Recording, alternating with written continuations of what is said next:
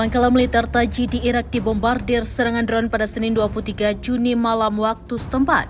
Adapun pangkalan militer Taji dikenal sebagai lokasi penting kehadiran pasukan Amerika Serikat selama operasi militer di Irak. Gempuran drone itu juga menghantam distrik Radwania dekat dengan tempat pasukan Amerika Serikat dikerahkan. Situs investigasi independen Dropsite mengunggah video yang diduga memperlihatkan ledakan di pangkalan militer Taji. Terlihat cahaya terang disertai suara ledakan yang terdengar dari kejauhan. Pejabat Irak mengklaim tidak ada korban jiwa dalam serangan drone tersebut. Sementara pangkalan militer Taji dikenal sebagai lokasi penting kehadiran pasukan Amerika Serikat selama operasi militer di Irak. Namun sebagian besar dari tentara Amerika Serikat sudah dipulangkan pada musim panas tahun 2020. Pangkalan ini menjadi target serangan roket oleh milisi yang didukung Iran yang menargetkan pasukan pimpinan Amerika Serikat. Kemudian drone tidak dikenal itu juga menggempur distrik Radwania.